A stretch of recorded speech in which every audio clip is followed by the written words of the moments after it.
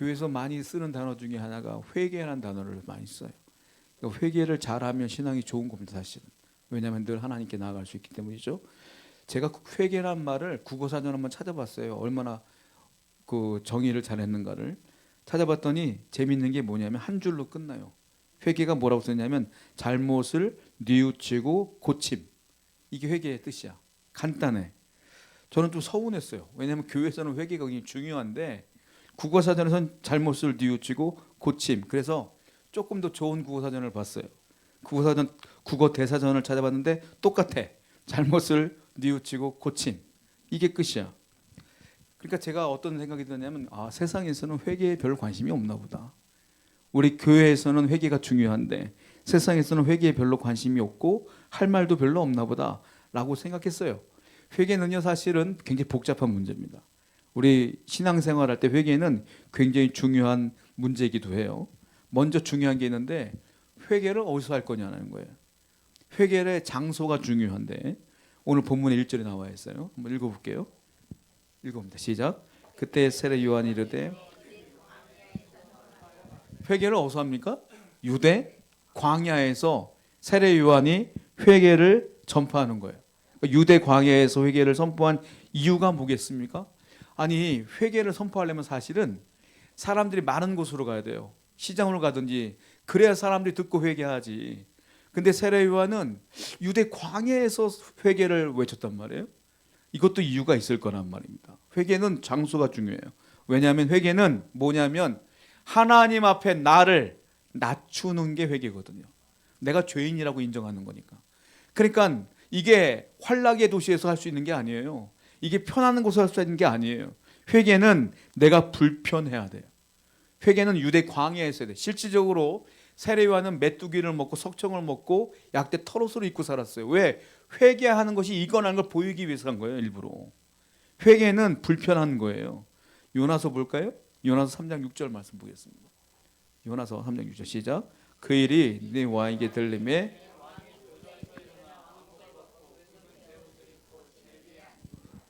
요나가 니느웨 가서 복음을 전했더니 왕이 그 말을 듣고 회개하는데 어떻게 합니까? 왕이 보좌에서 일어나서 어떻게 해요? 제 위에 앉아요. 제 위에 앉아서 왕복을 벗고 베옷을 입고 회개. 회개는 이렇게 하는 거예요. 회개는 왕 위에서 내려와야 돼. 그 제 위에 앉는 거예요. 그리고 옷을 벗고 그리고 삼베옷을 입고 하나님께 회개하는 것이 진짜 회개다. 그러니까 회개는 낮추는 거예요. 여러분이 하나님 앞에 늘 낮추는 것이 회개다라는 거예요. 또 하나 회개는 사람들이 많이 모이는 곳에서는 할 수가 없어요. 사람이 많이 모이면 사람을 의식하거든. 회개는 하나님께만 집중해야 되거든요. 그러니까 사람이 많은 곳에서는 우리가 회개를 제대로 할 수가 없어요. 여러분들 기도할 때 아무개가 자꾸 생각나면 안 되잖아요. 내가 기도하는데 내가 큰 소리를 한다고 아무개가 뭐라고 하면 어떡해. 내가 이렇게 방언하는데 아무개가 뭐라고 하면 어떡해. 이런 거 신경 쓰면 내가 진정으로 하나님께 회개하면 기도할 수가 없다고요. 그러니까 회개는 어디서 하는 거냐면 하나님하고 단독자로 만났을 때 하는 거예요. 내가 집중하며 하나님께 회개하는 거예요. 거기가 어디냐? 거기가 광야다. 그래서 광야에서 회개의 소리를 외치는 거예요. 4절 한번 볼까요? 4절 본문 시작. 이 요한은 낙타 털옷을 입고 여러분은 세례 요한이 왜 이렇게 입고 사는지 모르셨잖아요. 이거 그 이유 때문에 그런 거예요. 회개는 이렇게 하는 거야 라는 걸 보이기 위해서 약대 털옷을 입고 메뚜기를 먹고 석청을 먹으면서 불편하게 살면서 외친 게 딱 하나야. 회개하라 천국이 가까웠느니라 라는 거예요. 그러면 회개의 장소를 알았으면 회개의 메시지가 뭘까요? 회개가 무슨 내용을 갖고 있는 걸까요? 2절 제가 말한 거예요. 지금 2절 한번 읽어보겠습니다. 시작. 회개하라 천국이 회개하라 해서 회개는 헬라어로 메타노이아라는 뜻입니다. 메타노이아는 뭐냐면 마음을 바꾼다는 뜻이에요. 그러니까 마음을 바꾸는 게 회개야. 구약에서는 회개를 뭐라고 말하냐면 슈브라는 단어를 써요. 슈브도 뭐냐면 마음을 바꾸는 거예요. 그러니까 회개는 구약이나 신약이나 뭐냐면 마음을 바꿔먹는 거야. 그게 회개다라는 겁니다. 그러니까 하나님을 믿지 않았던 사람이 하나님을 믿기로 결정하는 것, 그게 회개고, 내가 죄인인지 몰랐다가 죄를 회개하는 것, 그게 회개라는 거. 마음을 바꿔먹는 거예요. 그러면 진정한 회개란 마음이 뭐냐면 마음만 바꿔먹으면 되느냐? 그렇지 않죠. 회개라는 것은 마음만 먹는 게 아니에요. 우리 애들이 뭘 잘못하면 엄마 아빠 잘못했어요 하고 싹싹 빌잖아요. 어린 시절 때. 저는 그 애들의 말은 못 믿어요. 말로는 그렇게 하는데 엄마가 아빠가 용서해주면 그 다음날 똑같은 짓 또 하거든. 그러니까 알면서 용서해주지. 그건 회개가 아니에요. 회개는 뭐냐면 엄마 아빠 잘못했어요 하고 그 다음부터 그 일을 안 하는 게 회개예요. 그러니까 성도도 마찬가지예요. 내가 하나님께 죄를 회개했으면 그 일을 안 하는 게 회개예요. 예전에 투캅스라는 영화가 제가 기억이 나는데 되게 오래된 영화잖아요. 돌아가신 안성기 배우 나왔던 그 유명한 영화인데 그 투캅스 중에 안성기 씨가 그 타락한 형사 역할을 맡았어요. 그러니까 돈을 막 사람들 사기치고 막 얻고 근데 교인이야. 성도야 그 배역에서. 하나님께 11조를 거기서 드리더라고. 그러니까 하나님께 감사하며 기도하는 장면이 나와요. 저는 그걸 보면서 속상하기도 했지만 저 감독이 기독교의 회개가 무엇인지 제대로 찝었구나라는 생각이 들어요. 그거 회개가 아니에요. 내가 죄져서 얻은 거 가지고 11조 드린 게 회개가 아니야. 회개는 뭐예요? 내가 마음만 바꾼 게 아니라 삶도 거룩한 삶으로 바뀌어져야 진짜 회개다라는 거 아니겠습니까? 그러니까 회개할 이유 또 하나가 있어요. 뭡니까? 천국이 가까웠느니라. 왜 세례 요한이 회개하라 천국이 가까웠다고 했고 예수님도 복음 전할 때 회개하라 천국이 가까웠다라고 했을까요? 천국이 가까웠다는 게 뭐예요? 천국이 임박했다는 거잖아요. 그 무슨 말이냐면 너 천국 이미 가까웠으니까 지금 회개하지 않으면 회개할 기회 없어 이 말이에요. 회개하지 않고 죽으면 어떻게 돼요? 끝나는 거라는 거지. 그러니까 천국이 임박했으니까 지금 빨리 회개하라. 아주 단순한 거예요. 그러니까 여러분들이 기회가 있을 때 회개해야 돼요. 제가 못 믿을 사람 중에 안타까운 사람 중에 하나가 전도를 하면 지금은 좀 바쁘고요. 애 좀 큰 다음에 갈게요. 이런 분들 진짜 안타까워. 애들 클 동안 내가 어떤 일이 벌어질지 어떻게 알아? 무슨 일이 벌어질지 어떻게 알아요? 그러니까 복음이 들어왔을 때 빨리 회개하는 게 천국에 가까운 걸 인식하고 사는 사람들이란 말이에요. 종말은 언제나 가까워요. 개인 종말이 먼저 오든지 예수님의 재림이 언제 올지 알 수가 없기 때문에 우린 늘 회개해야 된다는 거예요. 또 하나 회개는 뭐냐 하면 내 죄를 고백하는 게 회개다라는 거예요. 회개는 내 죄를 고백하는 거예요. 세례 요한이 회개하라 천국이 가까웠느라 했을 때 백성들의 그 얘기를 듣고 뭐 했냐면 죄를 성경에 보니까 자복했다라고 썼어요. 죄를 자복하는 거예요. 그게 회개다라는 겁니다. 결혼하기 전에 남편이 될 사람, 아내가 될 사람 이렇게 만나서 서로 비밀이 없기로 하잖아요. 그래서 제가 알고 있는 어떤 집사님이 하는 얘기인데 목사님 다 얘기하지 마세요 그러더라고요. 뭘요? 연애사는 절대 얘기하는 거 아니에요 그러더라고요. 왜요? 그랬더니 자기는 연애사 얘기했다 부부싸움 엄청 크게 해가지고 그 신혼 초기에 이혼할 뻔했다는 거예요. 근데 자기가 깨달은 게 연애사는 절대 얘기하면 안 된다고. 아무리 부부가 사이가 좋아도 그 얘기는 하면 안 된다는 거예요.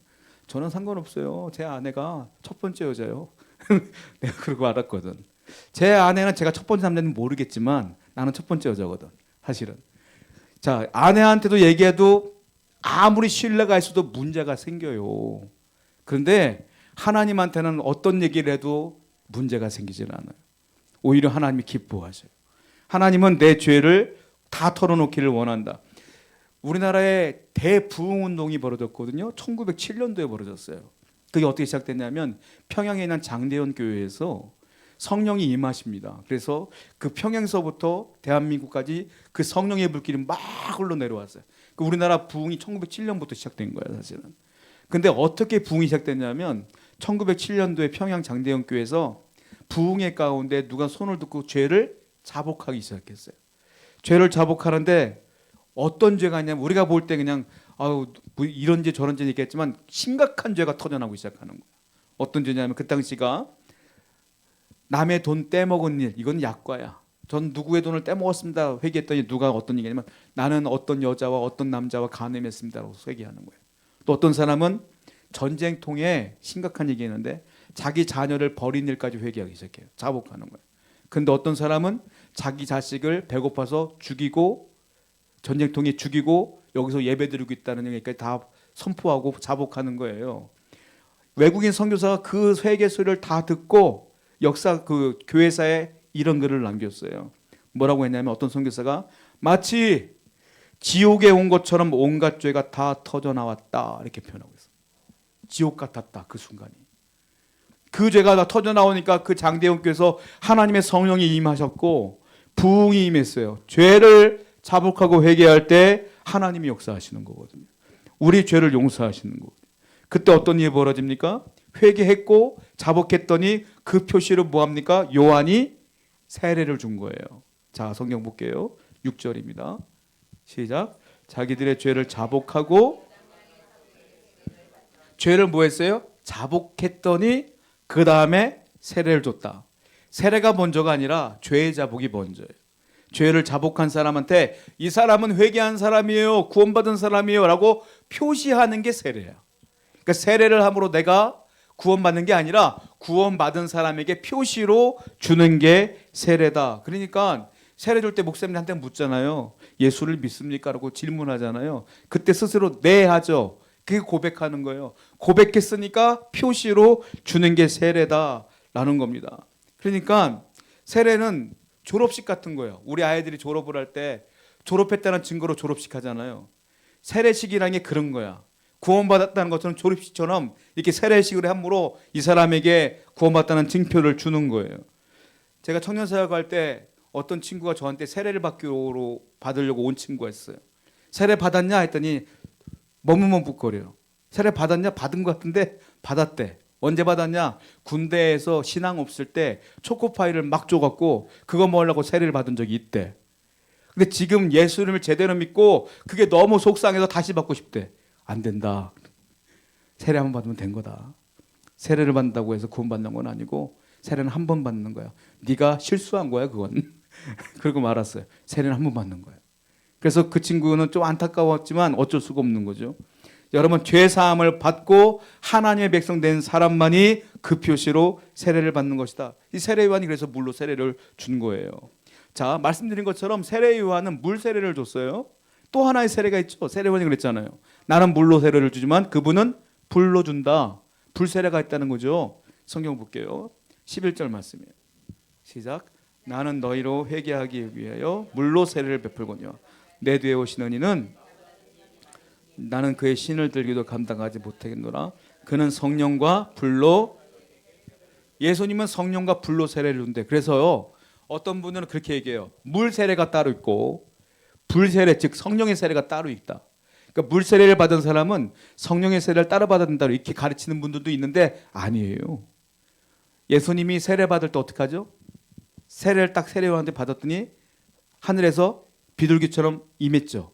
그러니까 물 세례와 성령의 세례가 예수님께 같이 임한 거예요. 그러니까 이게 무슨 말이냐면 세례 받는다는 건 내가 죄를 자복했다는 거잖아요.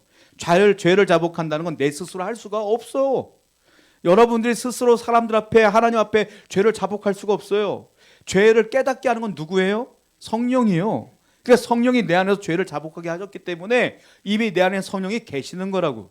그러니까 물 세례와 성령의 세례는 같이 있는 거예요, 이 안에. 그러니까 여러분이 성령 충만, 성령 세례 그러니까 막 방언을 좀 해야 되겠고 막 진동이 좀 있어야 되겠고 그것만 성령이라고 생각하는데 아니에요. 내가 예수를 구주로 고백하는 것 자체가 이미 성령 세례가 임한 거예요. 그러니까 여러분이나 저나 다 성령님 받은 거다라는 거예요. 자, 그러면 세례 요한이 말한 건 또 이래요. 이렇게 세례 요한이 세례를 얘기하면서 회개하지 않으면, 세례받지 않으면, 회개하지 않으면 심판받는다라는 얘기까지 하는 거예요. 성경 볼게요. 7절 말씀입니다. 시작. 요한이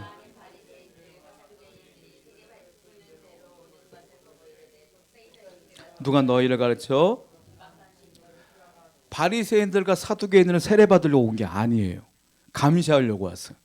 그러니까는 사두개인들과 바리새인들을 향하여 독사의 자식들 이렇게 얘기하는 건데 이거는 굉장히 심각한 욕이에요.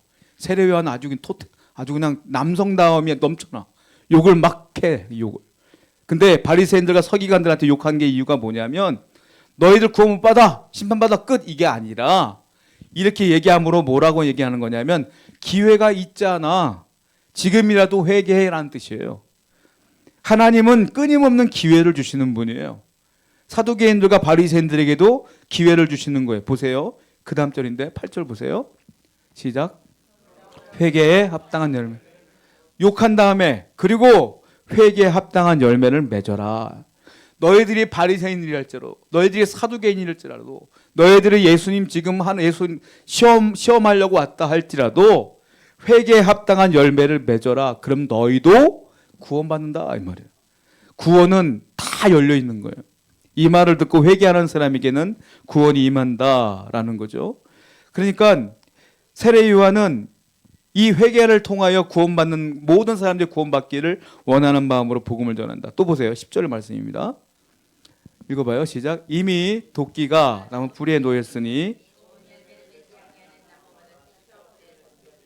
좋은 열매가 뭐겠어요? 좋은 열매를 안 맺으면 심판받는다는 거잖아요. 좋은 열매라는 게 뭐냐면 회개에 합당한 열매를 맺는 거야.